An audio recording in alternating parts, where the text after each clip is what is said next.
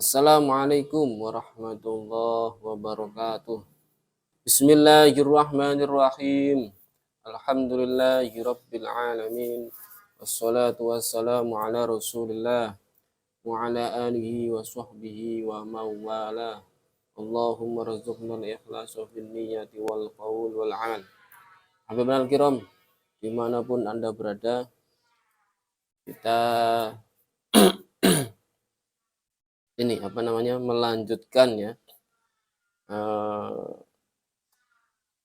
mengkaji kitab Mukhtasar Abdillah Al-Harari seperti yang beberapa video yang lalu, yang ketiga, ini yang keempat berarti ya. Mudah-mudahan nanti insyaallah bisa berlanjut. Kemarin kita sudah sampai di ini, summa bayani ma'asul qalbi wal jawarih kal-lisan wa ghairihi. Al-aslu li ba'dil fuqaha il hadramiyyin wa huwa Abdullah bin Husain bin Tahir. Nah, kemudian ini kita sudah selesai. Kemarin kita juga sudah menjelaskan.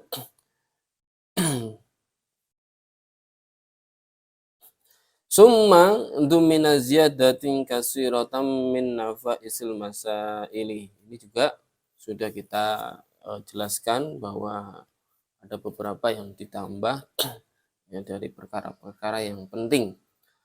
Ma'ahadafin ma dzakarahu fi tasawufi wa taghyirin li ba'dil ibaratin mimma la yuaddi ila khilafil mawdu'. Ma'ahadafi ma dzakarahu fi tasawuf.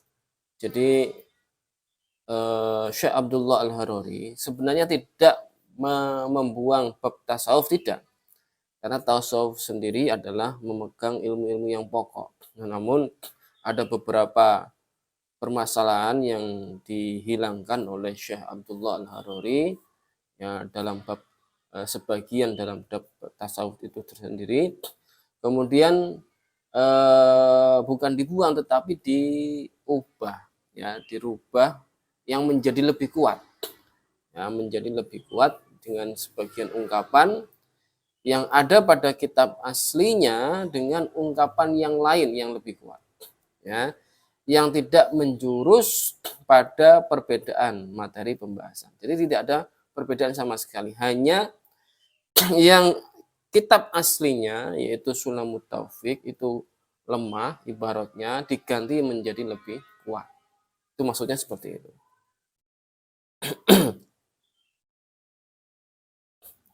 Waqad nadkuru ma rajjahahu ba'dum minal fuqaha'i asy-Syafi'i ya, asy-Syafi'iyyin kal Bulqini li tad'i fi ma fil asl.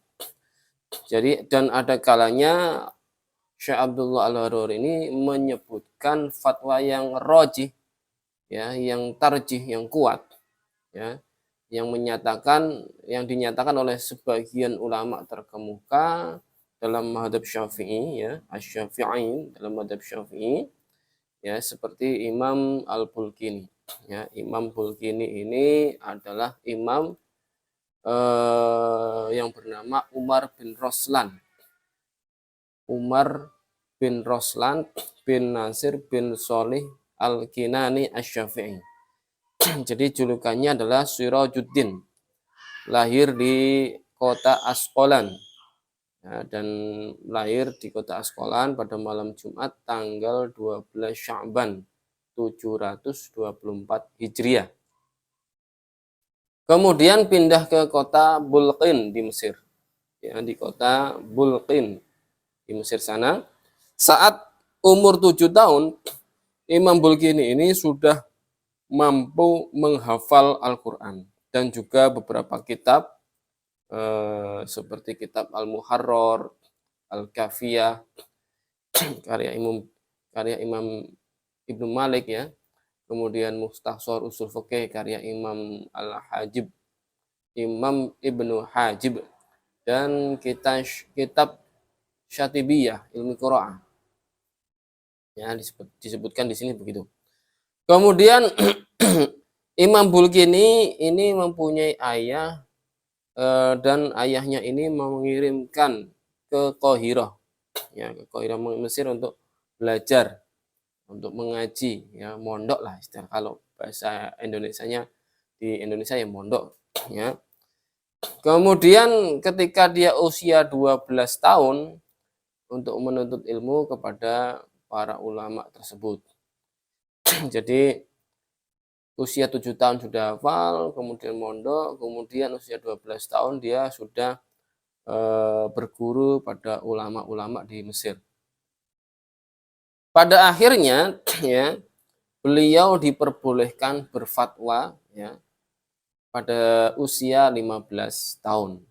Ini nggak main-main, usia 15 tahun sudah para ulama itu membolehkan untuk berfatwa. Jadi luar biasa. Di antara kitab-kitab hasil karyanya adalah At-Tadrib, namun tidak sampai selesai ini kitabnya, yang namanya At-Tadrib ini. Kemudian ada Tashih Al-Minhaj dalam 6 jilid dan berbagai kitab-kitab yang lain. Beliau wafat, Imam Al-Bulkini ini pada siang hari Jumat tanggal 11 Dzulqa'dah 805 Hijriah di Qahirah, Mesir sana. Ya, kemudian disolatkan oleh anak beliau Jalaluddin Abdurrahman, maksudnya diimami, ya. Kemudian dimakamkan di madrasah beliau yang beliau dirikan.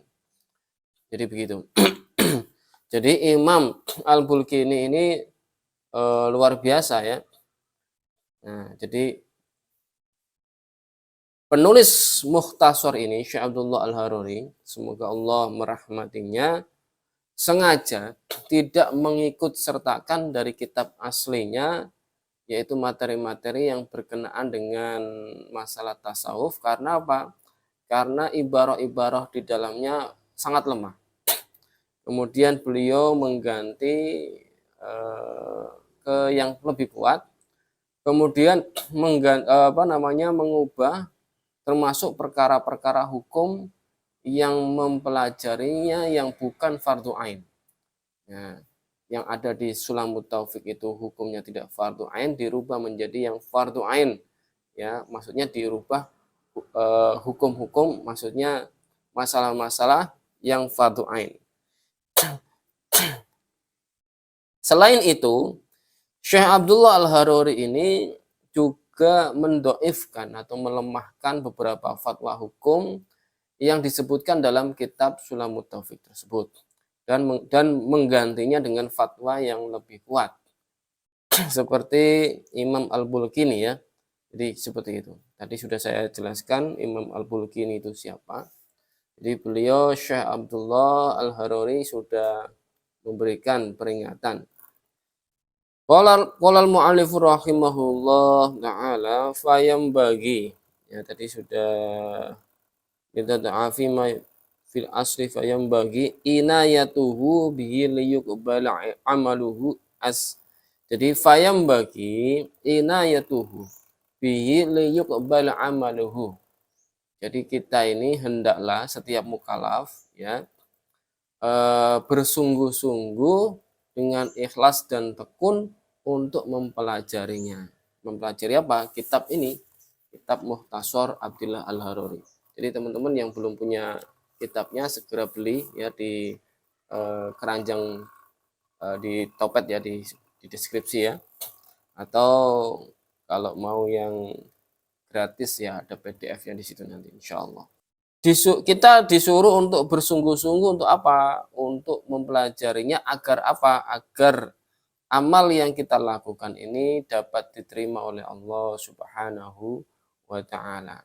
Jadi amal yang tidak disertai dengan ilmu maka sia-sia. Maka kita harus mempelajari ilmunya untuk beramal. Sehingga nanti diterima oleh Allah dan bernilai pahala. Asmainahu. Syekh Abdullah Al-Haruri ini menamakan kitabnya ini bernama Mukhtasar Abdullah Al-Haruri Al-Kafila bi Ilmiddin Ad-Daruri. Nah ini kitabnya ini. Nah, Syekh Abdullah Al-Haruri ya. Seperti itu. Jadi ini ditulis oleh Syekh Abdullah adalah ringkasan dari kitab Sulamut Taufik.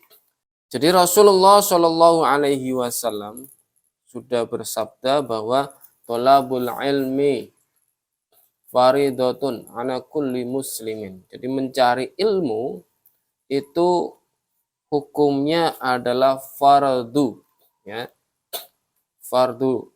Jadi tolabul ilmu faridatun ala kulli muslimin. Jadi mencari ilmu itu hukumnya fardu, ya, diwajib, hukumnya wajib bagi setiap muslim dan muslimah. Jadi muslimin di sini ya semuanya termasuk muslimin wal muslimat begitu. Kemudian yang dimaksud al-ilmu ya dalam hadis tersebut adalah pokok-pokok ilmu. Nah, pokok-pokok ilmu ini adalah ilmu-ilmu yang wajib dipelajari, hukumnya fardu ain. Karena mencari ilmu itu dari lahir sampai liang lahat, kan begitu. Nah, jadi ini juga wajib kita pelajari sampai hari akhirnya, hari kematian kita. Nah, jadi ilmu di sini, tolabul ilmu di sini mencakup apa? Pokok pembahasan mengenal Allah dan Rasulnya. Kalau bahasa orang tasawuf ya ilmu makrifat gitu. Nah, ilmu makrifat. Dimulai dari apa? Dari ilmu akidah Ahlussunnah wal Jamaah. Juga ilmu agama yang mencakup pembahasan tentang mengenal hukum-hukum ya. Itu ilmu-ilmu fikih termasuk sholat, bersuci, zakat, puasa, haji dan lain sebagainya yang disyariatkan atau diwajibkan secara syariat ya, diperintahkan yang diwajibkan oleh Allah dan Rasulnya dipelajari untuk mengetahui apa? Untuk mengetahui syarat rukunnya agar sah ibadahnya dan kemudian diterima amal kita oleh Allah Subhanahu wa taala dan bernilai pahala. Jadi begitu. Maka oleh karena itu kita inayatuhu bersungguh-sungguh ya. Bersungguh-sungguh mempelajari kitab ini agar kita bisa beramal dengan sah dan diterima oleh Allah. Syekh Abdullah Al-Haruri ini memberi nama Al-Kafila bi Ilmiddin Ad-Daruri. Ini maknanya adalah sebuah kitab yang mencakup dan menghimpun di dalamnya, di dalam buku ini, yaitu apa? Ilmu-ilmu yang pokok, yang penting, yang wajib dipelajari. Jadi Al-Kafila bil Ilmiddin Ad-Daruri. Jadi seperti itu ya teman-teman. Nah, itu dulu teman-teman, nanti kita bahas selanjutnya. Kita mulai di faslun ya. Nah, faslun ini nanti kita di episode berikutnya. Kita muqaddimah sudah selesai sampai di sini. Mudah-mudahan bermanfaat untuk kita. Insya Allah kita lanjutkan di episode mendatang. Barakallahu fikum. La ilaha illallah. Allahumma sholli ala sayyidina Muhammad wa ala alihi wa sahbihi wa sallim.